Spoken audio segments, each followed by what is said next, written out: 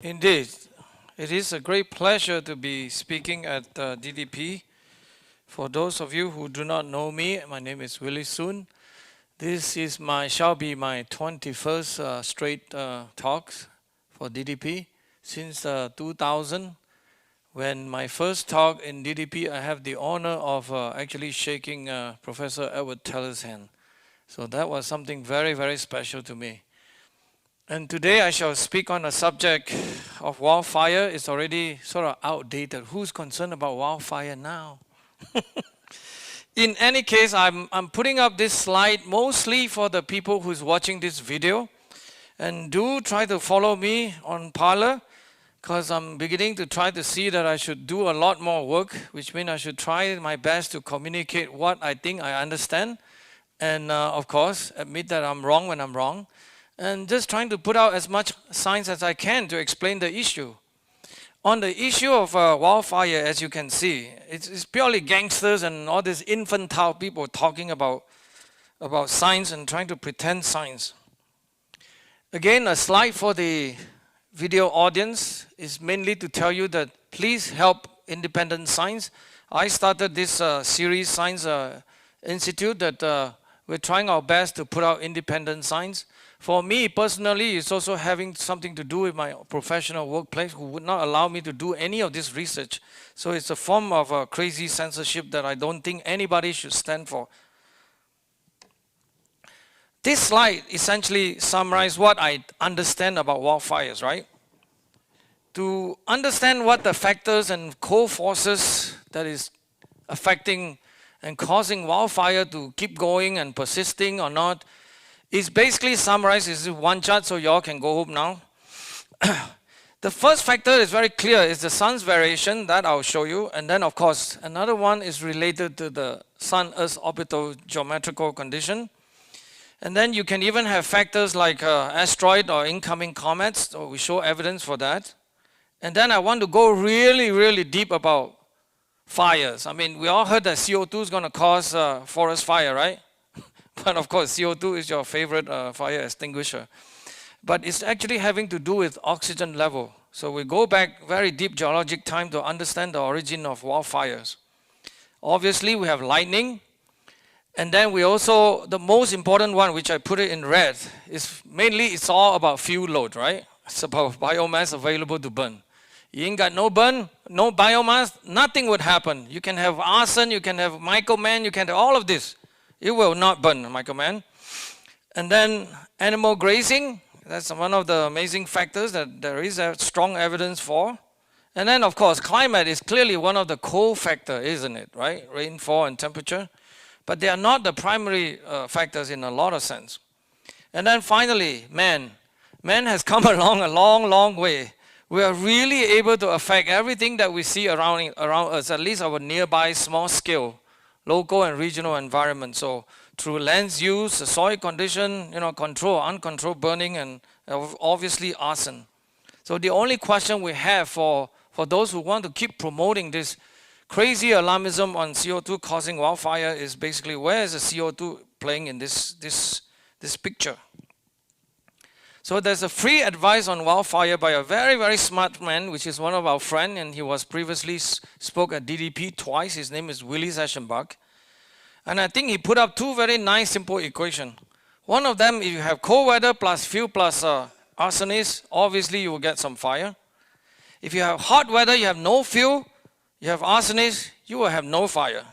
So really, he's trying to make the very, very simple point, a good point, that if you can really do something about fuel and arsonist, but you cannot do anything about the weather and climate. Just please remember, there are greater speakers here, like tonight, Professor Will Harper probably will illuminate us a bit on this CO2 effect on weather and climate.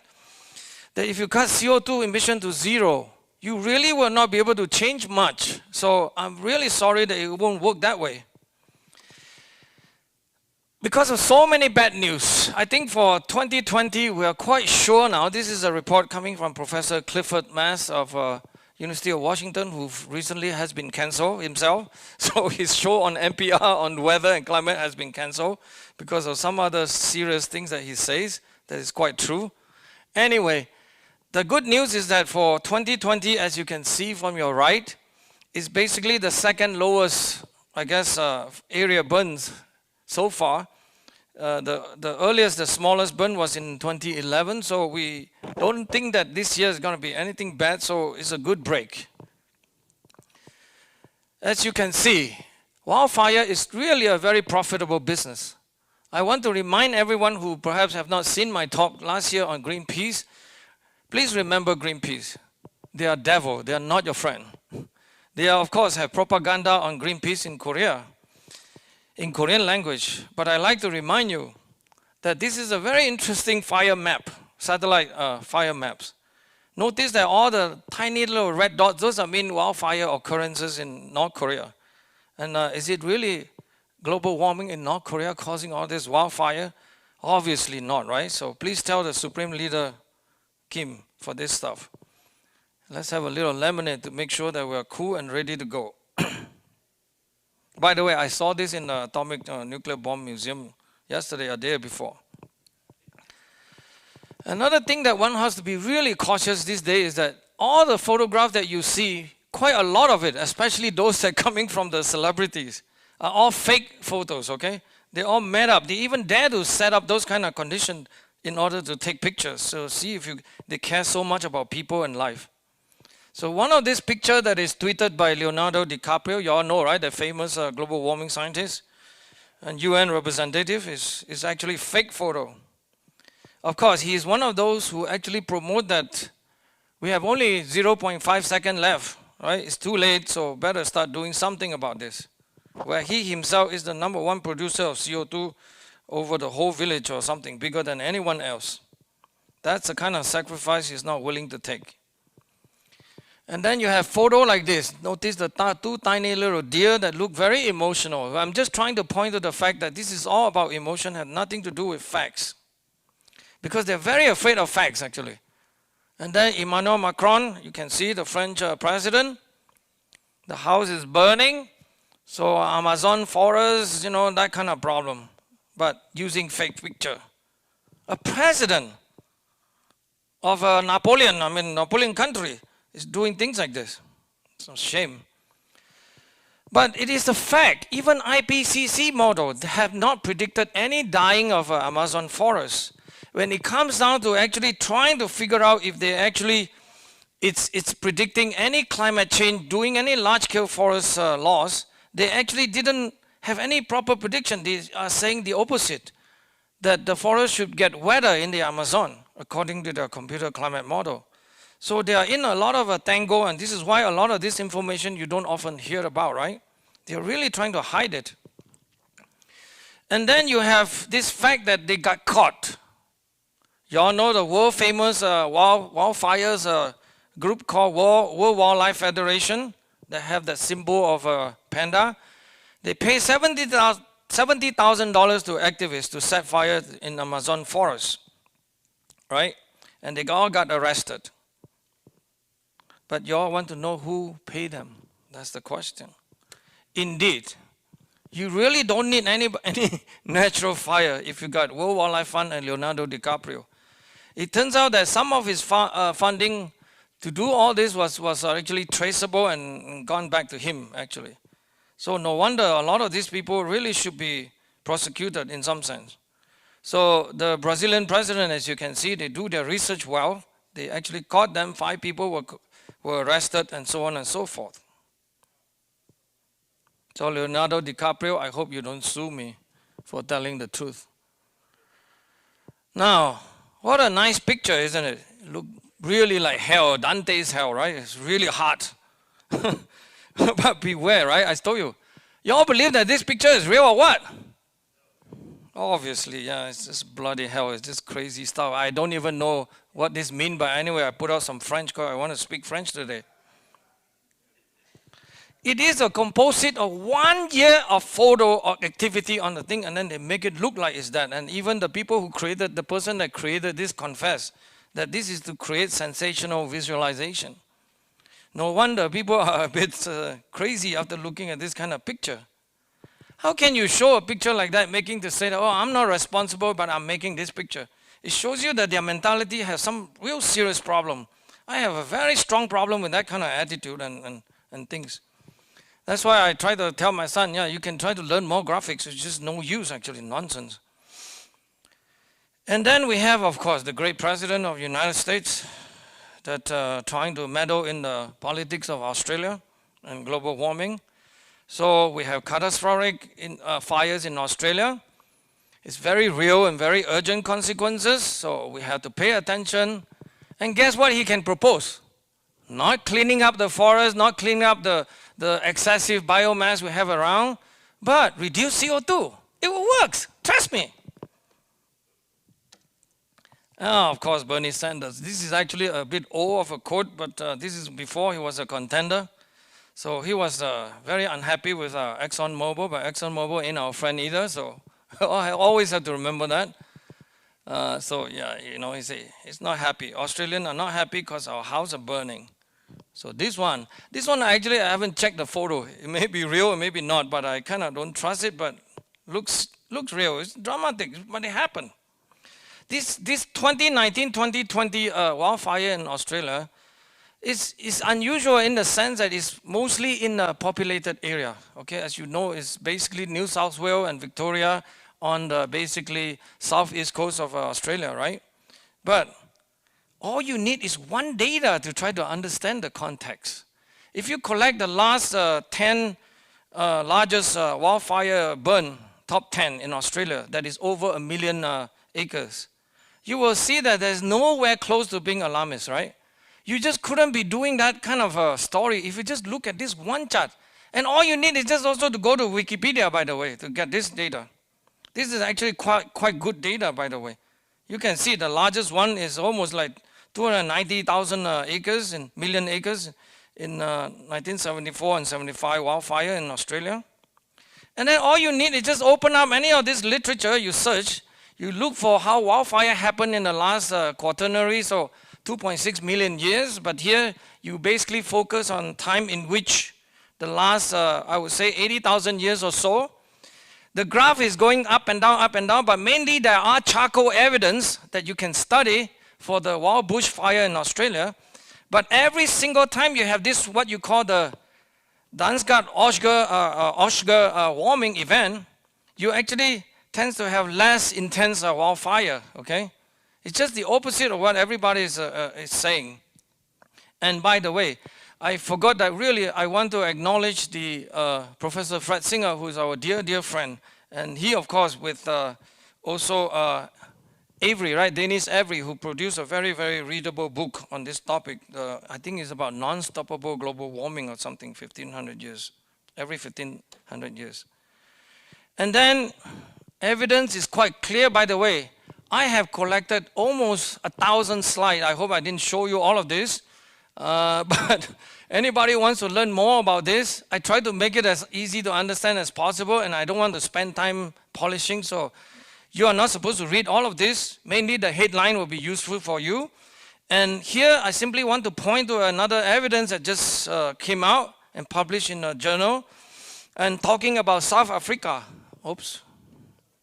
About South Africa, where during the last glacial maximum, when it's the coldest time, it's mainly that you have enough of a growth and biomass that during the summer season, where the temperature in the south was 3 to 4 degrees warmer, and you have some 10 times stronger bushfire during last glacial maximum. And in Australia, you can see this whole topic has been politicized from day zero, right? It's now they are actually attacking the logging people. They are saying that basically that if you're logging, oh, you know what, you're gonna reduce biodiversity. You got to stop logging and all this stuff. I mean, it all doesn't make sense. By the way, logging is good to reduce forest fire, isn't it? So they are beginning to talk about things like that. The next order of business, maybe the wool industry will cause for few fires, right? This is having to do with PETA and all those guys. PETA who love animals. And like as if we don't love animals. Anyway, wildfire management by arsonists. So what happened in Australia mostly? It's actually arson, a lot of arson activities. And here you have evidence that the police caught about 68 people, right, in New South Wales. And also in the area of, in Tasmania and all those different states in Australia, that they caught all of them. Yeah, they really caught the guy, and this guy had a mug shot, so he looked pretty good, and he's the kind of crazy people who do this kind of stuff, right? This is the stuff that you are able to control, isn't it? But I think the most important thing that the Australian fail completely is because of all these environmentalists. Doesn't allow them to clear the biomass. I mean, that one evidence is quite strong, which I'll show you next. But being an arsonist is a very old subject. One of the most famous arsonists is, of course, Henry David Thoreau. We live in Massachusetts, so we know the Warden Pond. We've been there a few times. A very pretty place. He is actually one of the well-known arsonists. He actually said that at first, when he set fire on the forest, he felt guilty. This is how men deal with the environment, right? We need to clear some forest land so that we can farm, we can do stuff, right? And he said, well, he finally equate this his own forest burning to, of course, lightning and natural events. And then finally, let's go to Professor Michael Mann, who you need to watch what he say. Oops.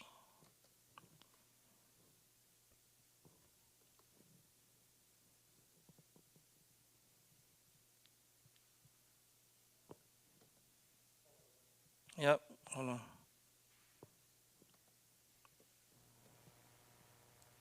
I need to click it. Michael, you're visiting Australia to observe too long, extreme weather holding conditions. up Michael Mann. I planned a sabbatical here more than 2 years ago to study the impacts of climate change on extreme weather events here in Australia, and of course arrived for arguably what is the most profound bout of extreme weather that Australia has experienced. When you turn the entire continent, or large parts of it, into a tinderbox, it's all emotional there's really pictures. no amount of fire suppression or backburning that's going to get you out of the problem. People ask me, is this a new normal for Australia? It's worse than that. We've already seen what 1 degree warming does to Australia. Imagine 4. Would you? Well, imagine 4. We won't argue about those numbers, and those numbers should be left, continue to be studied, but we know the number ain't gonna be 4. Anyway, so this is another quote from Roger Pielke Jr., one of those people who actually study this issue quite a bit, and calling out on Michael Mann's audacity to go to a foreign country and then start this kind of hyper-partisan media campaign, calling the Prime Minister to be fired, and then accuse the public of being too stupid to connect the dot, right guys? Australians are all stupid according to Michael Mann, that you don't know that the forest fire was caused by global warming by CO2. Indeed, I want to remind Michael Mann that he forgot to show this plot. All you need is to look at this plot. How are you going to make your case if you actually honestly show people this? So for the Australian audience, please pay attention to some of this. Michael Mann has been hoodwinking everybody, including himself. So I want to remind you of this particular summary. You really need to handle your fuel load, okay? And you reduce carbon dioxide, you probably can even increase cooling actually. Who knows? Because of other factors is driving the climate system. So have nothing to do with CO2 in a lot of sense. Those idealist kind of situation about if only CO2 change and nothing else change, those are all nonsense. Real life doesn't happen like that. There are sun, there are so many other factors, ocean current, everything is affecting the climate system. It has nothing to do with CO2. This slide is only want to tell you that it's all about management, right? You can see from this chart, this is actually a chart showing you essentially the area of prescribed burn versus the wildfire area, which is the red curve. The green curve is the prescribed burn. When you have a lot of prescribed burn, it's very clearly that you have a lot less area to burn, right? And then in Australia, it is very clear. It is very clear that you actually burn. Well, you're supposed to burn 20 times more of your land to be able to manage, to reduce the whole thing. So this is a very clever blogger from Australia, Joe Nova, asked the question, how many solar panels would it take to stop those houses from burning down, right? You really has been negligent. It's really true. This 2019 fire season and 2020 fire season in Australia is really tragic in a lot of sense because a lot of people already knew this. This is actually stuff that from October of 2019 where there was already enough warning really warning that there's really extreme fuel load in the Victoria state. And no one was doing anything about it, right? Foresters are not stupid, put it this way. They have their job, they have their duty. But of course, all the politicians and all this public are just continue to be playing dumb on this topic. And then they're all afraid of this. In fact, they even put people out of business, or they actually arrest people when they try to clear some of the load around their own homes. So there are actually documented many cases like that. But the serious problem about the only real solution, we're all interested in solution, right? Men really have to coexist with what you call our local environment. The only solution to a lot of this problem is really not more chit-chat. It's to be able to allow us to do this low-intensity fire burn, okay? This is the situation at least analyzed very well for Australia, and all we need to do is do some of that, right? But yet we're not allowed to do it. All they want to do is reduce CO2. I really got a big headache from that kind of attitude. So you can see fire will keep burning. Now we move on to the famous state of California. And this is just a real contrast of a number that in Western Australia, the forested area and the biomass is very well maintained, in the sense that in Western Australia, 8% of the forested area are actually controlled, prescribed. And then there's only 0.2% in California. So you can provide that contrast to see the problem that is building up in California, and also a lot of the California situation. You can see that 2017, our own NOAA, our US government agency, is trying to tell us that we should have fewer control burn. Wait till the fire burns their own house, and let's see what they're going to do about it.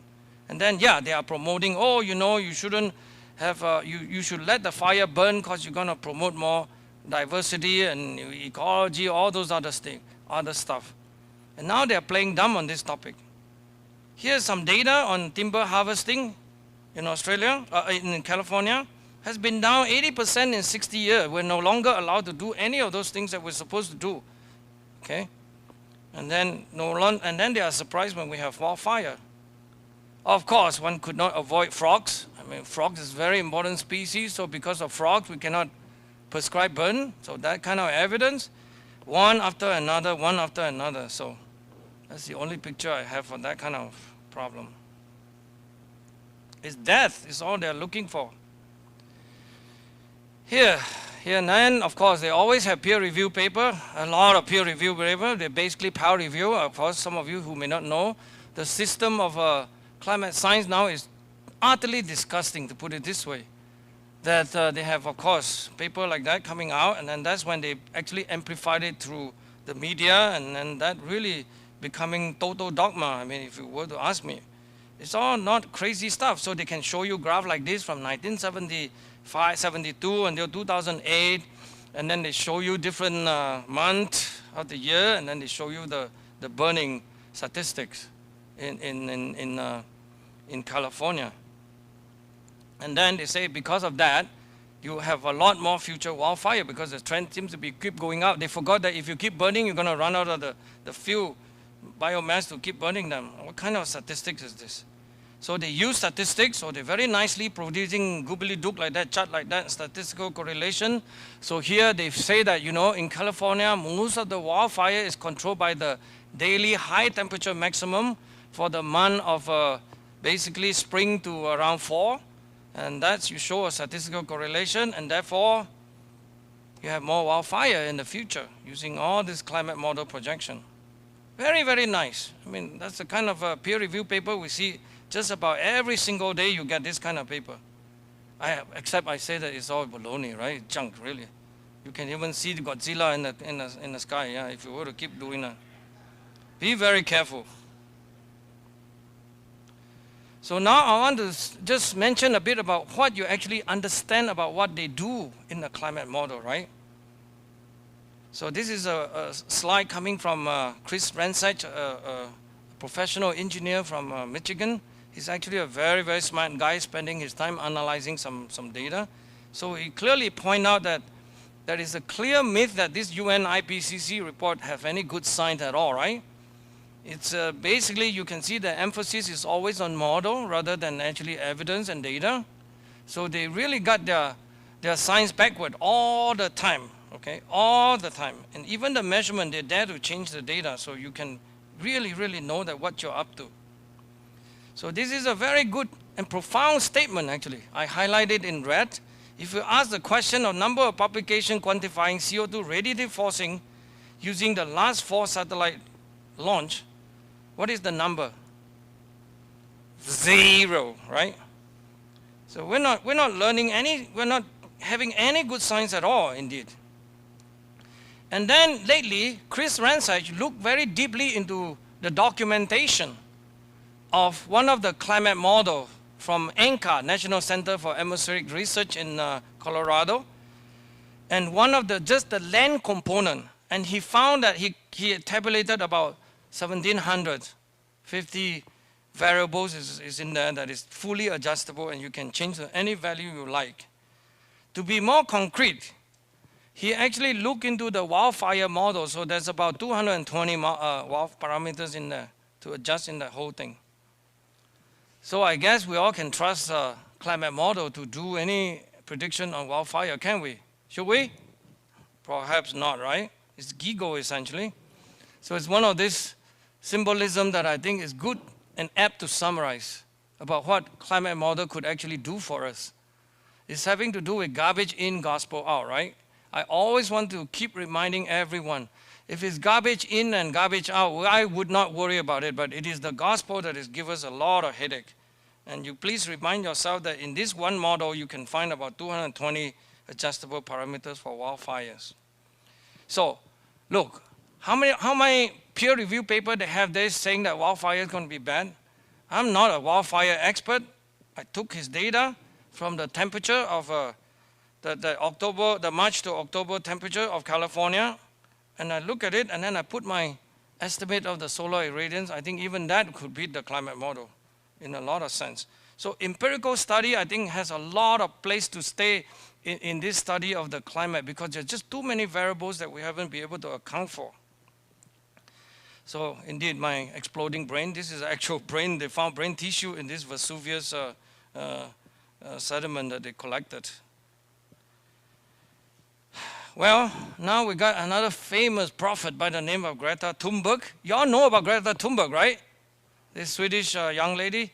She's actually going to be 18 years old very soon, so all bets are off, so we can start criticizing her. People have been accusing me for bullying, for talking a little bit about her. She said the number don't lie, the science is so clear, but she's just only reading headline and all that stuff, you know. This is part of the normal cycle. They don't know what they're talking about. So I guess I don't know what I'm talking about. Except when we look into the evidence where she got this statement is from Hindustan Times, who talk about, you know, when you have wildfires, you have exposure of this PM 2.5. We have some expert here, Bob Phelan and Jim Armstrong and Steve Malloy and many, many of you guys who know a lot more of this subject, and saying that it's going to cause harm. And guess what? It's all true, because the paper was published in Lancet, the world's greatest journal, with the highest impact factors. And this is the kind of stuff they do that is very damaging, right? So they have paper like this. Except that, you know, every single time they say that, you please look into the result. What does it mean? So actually, I look into this. This paper produced a map like this. It's talking about the difference between 2015 to 2018 and then 2001 to 2004. The measure of the, what you call, exposure to this PM 2.5, okay? And they measure in a very strange unit, person days exposed, to emphasize the population number. And the graph, as you can see already, the highest one is always in China and India. World famous place for wildfire, don't you think? I mean, these people are putting out gobbledygook. I mean, these are the world prestigious, World Health Organization, all this other stuff. Putting out junk after junk after junk after junk. It's really a bit very sad, because I know many of us try so many years to try to debunk this, and pointing graph like this, it seems to have no effect. How come nobody wants to look at this graph? Tell me, what is wrong with this? This is completely a baloney kind of graph, and we let them get away with it again and again and again. So for that, she got the Person of the Year award, so thank you very much, Greta. Of course, the logger got very, very happy, and so they carved "How dare you" in the forest for this one. But she has a bigger title than that. What do you think? Amazon is not good enough for her. She's Jesus. Don't you know that? Well, they're equating her to Jesus, and it's really mentally distorted people. Of course, she hooked up with AOC, as you know. And they're going to propose Green New Deal to solve all this problem, especially wildfire, because it's a hot topic now. Tomorrow will be the, I guess, sliced bread, unsliced bread, you know. Or actually, the latest one from my good friend, Professor David Legate, who cannot be here today. He was supposed to be here, but he has other important duties. That he sent me a thing about what you call global warming causing child prostitution. Mark Morano would know about that one. So this is one of the things about what the great state of California is doing. The first electric fire engines in North America. For that, let's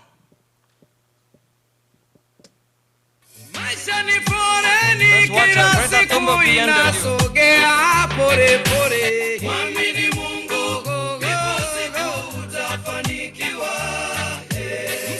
I want to play drums. I always want to play drums.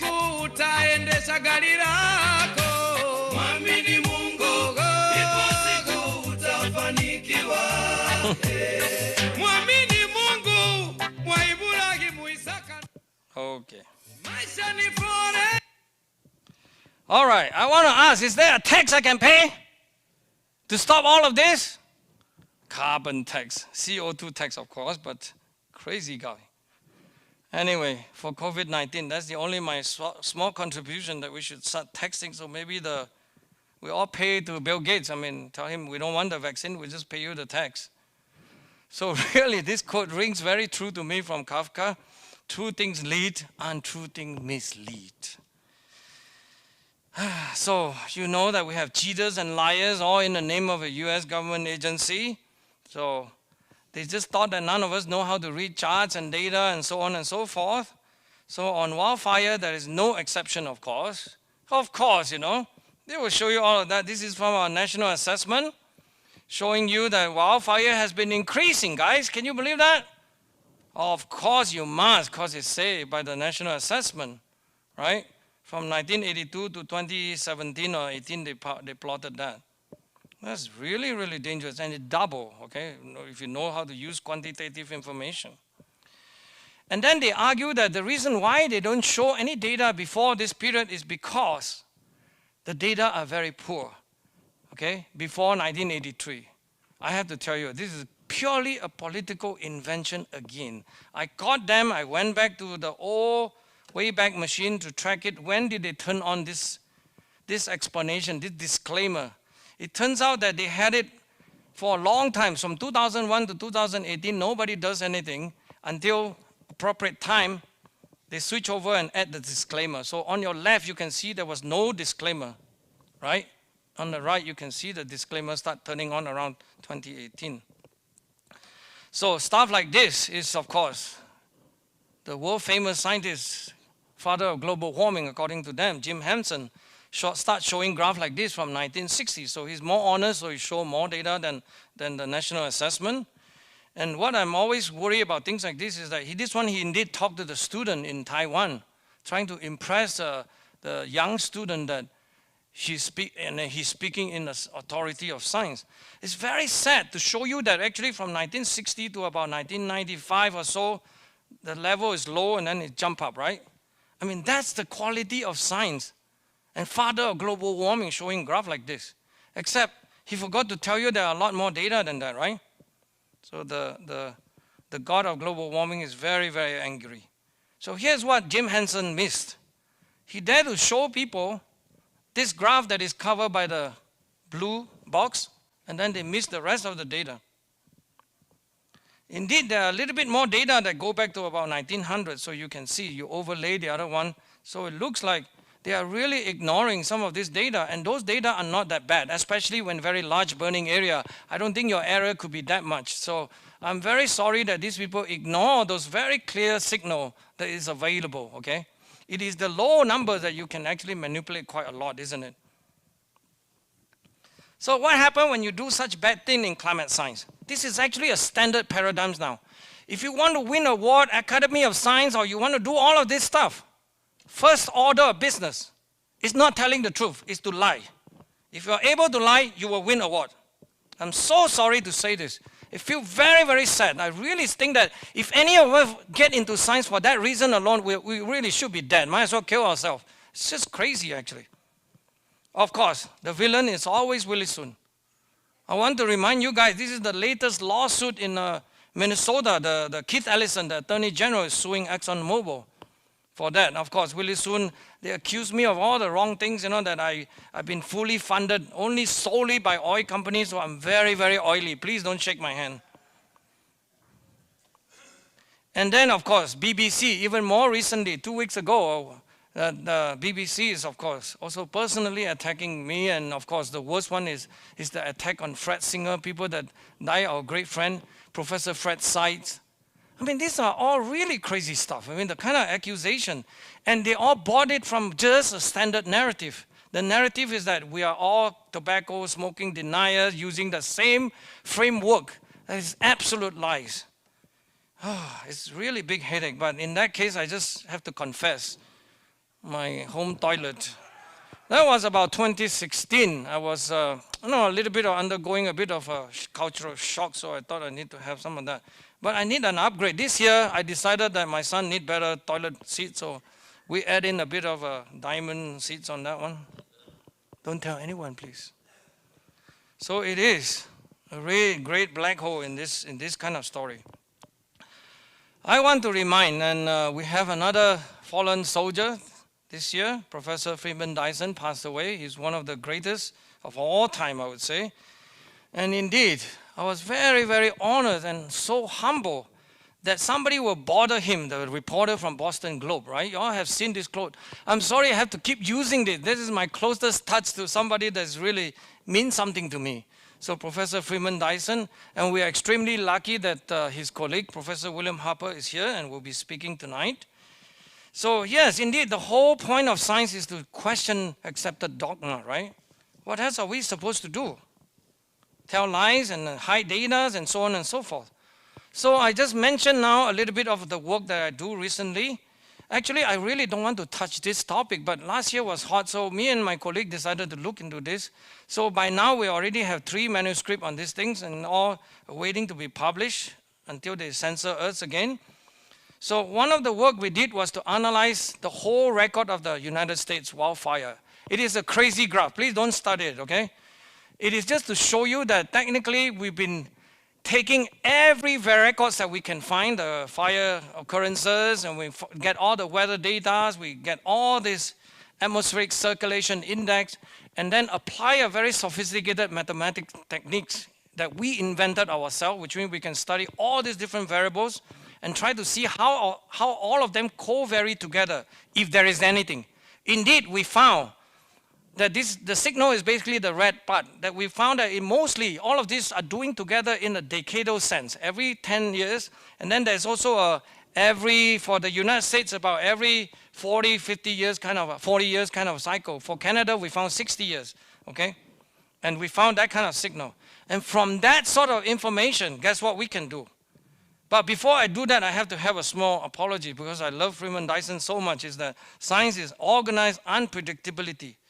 But my apologies to Professor Dyson, that actually we are using these modern techniques of in artificial intelligence, is using AI, machine learning methods. So we fit in all that information, which is on your left, and then we project forward. We project forward forecast for the next 20, 30 years or so, right? I don't mean that we're right, but we simply try to show you that you can do work like this. So in the United States, if any of these forecasts to be anywhere close to reality, is somewhat of a good news, right? So we're going to have less forest fire activities, with some peaks here and there. And here's a story on Canada. By the way, I'll show you also Canada and Mexico with less detail, but Canada, I was able to find this chart that they actually predict that more forest fire in Canada as the globe is warming rapidly. This is the prediction that you can find in the literature from 2001. But of course, the data is going downward. They actually have, you can find documentation. So it shows you again, it's all crazy stuff. And here's the same story for Canada, doing all these different multivariable study. It's not a correlation study, it's a very sophisticated signal processing methods that we invented with my colleague from Mexico by the name of Victor Velasco. This man ought to be remembered for his contribution. So we work, and then we did that also from Canada. As you can see, Canada has some very large 60-year cycle, and then a lot of these 10-year cycles. And then the future for Canada is slightly worse in the sense that it's going to have some higher peak, more activity after it dropped down significantly. That's the one that you see that the prediction was going up, so Canadian forest fire. That's why they're very quiet in Canada. If the data are anywhere close, they're going to start shouting, fire, fire, fire, right? And here's information for Mexico. So we do all that. Mexico have much shorter, a little bit shorter data. So the data start in 1970. So we don't have enough information to do longer forecasts, so on and so forth. I don't know why this graph was there, by the way. So, all right, now I'm going to talk a little bit more about some evidence on variability, okay, of fires and fire regime. The first thing to remember in the United States is that if you look at this graph, these statistics, over 21 years period, the most recent period, 84% of the wildfire in the United States were caused by human, okay? That's the statistics. And if you look at this, comparing man, which is the red shades, versus the blue shades, which is the lightning activity. But again, all numbers are important, right? You have to remember, so how large or how small is the acreage of area burned by wildfire in the United States? Oh, it's a little bit more than golf course and airports area. So you can see the area pointed out by wildfires, which is right here, right? And then airports, you know, and then other activities that humans do are much, much, much larger representation. And then it is also well documented that has been decline in global burn area driven all by man's activity in some sense, because you can try to get information like this. So the largest man-made factors in terms of this causing reduced global burn area is from agricultural expansion, right? And you can have data like this clearly show you that your human impact factors is much, much larger compared to climate, for example. So over time, indeed, carbon dioxide has been increasing, which is the blue curve. And then the global burn area in terms of millions kilometers square has been really systematically going down. That is the fact. And then you can also look at some even older data. This is the wildfire occurrences in Western North America for 400 years. You can see the period where you started to have livestock grazing. So remember, large animals can also help us in some sense, right? Eating all the smaller shrubs and all that. Of course, they're not going to eat forests. But there are data, there are information on that. Large animal really can help reduce impact of fires, right? These are for the ranchers and so on and so forth, you can see. They're actually contributing. Evidence like this in Southwest USA, Northern Australia, or even South Africa, that these are evidence that clearly show you that the large animal could substantially help in that sense, grazing. So that's another factor that one should remember. So in the sense of total dominance by human on the fire issue, I really like this quote. For the future, your task is not to foresee it, but to enable it, right? So there is a lot of human ability to control some of this thing. Now let me get quickly to the geological context. You can see that wildfire, by the way, it never happened throughout the Earth history, right, of 4.5 billion years, right? It only started about 420 million and 430 million years ago. So the three key triangles for the fire's physics or chemistry is basically fuel load, vegetation. For the basic fire fundamentals, is basically oxygen and heat and then fuel. For the environment factors, it will be topography and weather. For the paleo fires, you have vegetation, of course, atmosphere, and then condition, and then climate. And this is the estimate of the oxygen level in the Earth's atmosphere from 3.8 billion years ago. As you can see, only when the oxygen level reach, let's say, about 15% concentration, that you will be able to sustain the wildfires, okay? And this is the evidence. The data shows you that. There is another very intense study showing you that previously we think that you only need 12%, but they change it to about 15%. So here's the study I want to show you, but you can see some of this evidence of burn plants and char elements, and they found this in study of geology is always very, very interesting. But this is the stuff that predicted that the lower limit for CO2 to sustain any combustion is not 12%, it's about 15%. And this is based on experimental work like this to show you that even at 14%, you couldn't get the background to be warmer than 500 degrees, which is the hot plate that they use. But only for 15% that you can sustain. So you can see from this graph, if it's very low, you won't sustain that. When you reach something like 17, that you will be able to do this. Of course, if you have even more CO2, here's the next evidence. When you have, let's say, during the time of early to mid-Jurassic, here's another paper saying that O2 level is about 29%. There you can really, really find this coordination between the Sun-Earth orbit. So this is about a condition in which that it depends on where your perihelion time between the Earth's nearest distance to the Sun is compared to the rest of it, to the precession cycle. So you can see that if you have a really hot summer perihelion and cold winter aphelion, so you will be able to get a lot more wildfire. On the opposite, if you have winter during perihelion or summer during aphelion, then you have less forest fire for this period. This is a very interesting new estimates of the atmospheric CO2 level, as you can see. Most of us know that in the past there's a lot higher CO2 than CO2 level today of 410 parts per million or so. So just a reminder to tell you that indeed there is a very strong relationship between CO2 and oxygen cycle in the geologic history. But the thing that we ought to remind ourselves that indeed we are in a CO2 starvation period, isn't it, right? Compared to any other geologic time. So this idea about Earth gonna die from a lot of CO2, a little bit more of CO2, is just ridiculous in a lot of sense. But you have to remember, we are dealing with people who don't care about anything. This is the kind of chart that should give you a pause. Instead of focusing on the positive aspect, they say that, look, more CO2 gonna give you more poison ivy. And then when I show this, they say, okay, you are lying because you're not showing poison ivy. I don't want to defend that, by the way. I refuse to defend any of that nonsense, okay? And I want to remind you, this person ought to be remembered. Paul Epstein, his name. They were at Harvard School of Public Health. I want to tell you how much our government is paying for this kind of experiment.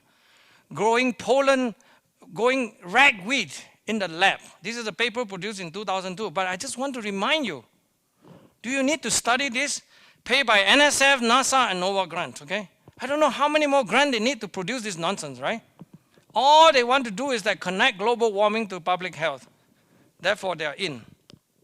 It's all ridiculous. By the way, just the aspect from the estimate of those conditions is that the temperature change over this 540 million years is of the order of 15 degrees Celsius. And it's quite large in a lot of sense. There's no other forces except geological forces could do this. So part 2. Little strange ice formation in the coast of Finland is very interesting. Nature can do all sorts of things. No, not alien producing this, by the way. This is a new paper produced by a group of friends from the Institute of Earth Sciences at Xi'an, where I was a visitor. And I continue to work with folks from there, especially Professor Yixing An from there. And they just produced this 2.6 million years wildfires record. It's from a region in the deserts, and the data you focus on is the middle panel. It's very busy, it's going up and down, but the main idea there is that they found is that you have more high intensity wildfire during dry glacial period where you have enough fuel loads. So always produce that systematically over 2.6 million years, okay? In California, you clearly have also this orbital effects evidence. And the data is here. You could be bored by that now, but I think you'll be more interested in this data. This data is basically President Trump living rent-free on the climatologist's mind. Because the bottom curve is a very famous By the way, this represents all the glacial cycle, right? Every 100,000 years or so for the last 800,000 years. It's basically warm period glacial cycle. You know, go for 10,000 years, 90,000 years here and warm again. The signature kind of similar, so I thought it was very cute to saw that. Okay, all right. President Trump is sitting on an elephant and Willie soon trying to join him. And then one last aspect is basically to point to some evidence on even asteroid or meteoroids, because the exact nature of these impactors is not quite decided yet. But this is happening during a time called the Younger Dryas. Okay? And you clearly have evidence all over the globe to point to this burnt spheral. The evidence is quite strong, and then it's covered all over the place in Australia, in USA, and then the latest one, even in some place in Connecticut, I think somebody was just showing this new data. So clearly that there were a lot of this kind of thing that caused very, very large fire, where the things are impacted, and then they found one in South Carolina. By the way, that's what I mean by that. You found evidence in South Carolina too. Clear impact event where you can measure all kinds of things that you find that these are all consistent with some wildfire burning event, including disappearance of some of these wild woolly mammoths and animals. And then they also found evidence in Chile. That should be enough evidence for now. I don't want to headache you, but this is what they do. As a scientist, I'm sorry I had to kind of show you this. It's not to show off, but evidence is really important, so that's what they do. You know, you study all kinds of things, measure platinum level. Platinum is one of the things to try to tell you indicator of some anomalies, so they measure that, they got this and that. All right, the end now. Summary. These are all the factors that I think is of relevance, and I really have a really huge problem in terms of trying to understand this idea that changing the carbon dioxide level, cutting it down would do anything to wildfire, any significant way, except for fuel load management. And they still refuse to do it, as you can see. They create all kinds of hurdles, frogs, whatever, monkey, any other problem they will do except to solve the real issues. This is the kind of very sad stage when you abuse science, okay? And I gave myself a little task to try to give a little explanation to introduce Professor Will Harper, which is the dinner speaker tonight, since I admire him so much. And this is a picture of Saturn rising behind the moon, because this is summer month now, but it's also the closest approach of Jupiter, you know, these two giant planets now. I hope you see this image, but can you see it's a bit blurry? It's vibrating and shaking all the time. No sound in this one, by the way. I should have asked Terry to help putting some music on it. It will be more dramatic. But I'm not into persuasion, of course. I'm into just pure science. This is actually a very nice evidence, but I want to remind you who Professor Will Harper is. Essentially, with his clever idea of using this sodium laser to try to excite all these sodium molecules, sodium atoms up there, that you actually can have an active control of this turbulence in the atmosphere that confuse your seeing. So the corrected image is on your right. You can see the same image like the Saturn if they were to have a system like this. Those are amateur photo, of course, picture. And you can see you can correct for this wavefront real-time correction, which is very, very interesting, because I was also assigned by Professor Robert Jastrow to work on one of these old systems in Mount Wilson one time or another. Long time ago, because I was no longer working on these things. All right, I'm done. Any question you have will be welcome, and please ask questions. Please remember to tell more people about DDP, because I think one of these most amazing group of speakers, an amazing group of meeting that I ever been to. I really love DDP, and please more people, you know, come to DDP and ask questions and learn more about the true science. Thank you. We have time, right? I get to ask a question. Sure, why not? It's obviously wonderful. You're always wonderful in all the research you do, but I wanted to add one thing. Sure. The U.S. Forest Service cruises American timber every year, and they compile their results every several years. Yeah. So you can see what is the total amount of standing timber in the United States and over time. Over the last 70 years, it has been linear. Yeah. it increases in such a way that in 50 years, every man, woman, and child in this country has 25 tons more of standing timber. So the amount of timber in the United States during the period that this has been done, the last 70 years, has increased by 50%. That means if you're worried about CO2, each of us has sequestered 25 tons of timber worth of CO2, and if you're worried about the health of the forest, that's silly. Yeah. 25, every one of us, man, woman, and child, has 25 tons more of standing softwood and hardwood timber than we did 50 years ago. I think it's an addition to your... Pay attention, Ben and Franklin. Number. Remember that. These numbers are important. Willie, that was a fantastic talk.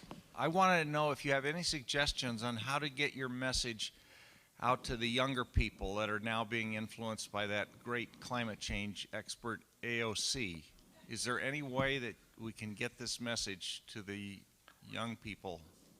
Well, the straight answer is that I've been trying. As you can see, I shamelessly now even go on social media using Parler. I don't trust Twitter, I don't trust Facebook. I never like to do this, but I also now doing that. And one of the things that we just did was about a month ago, we were at the summer camp called Camp Constitution. And we have that specifically for kids.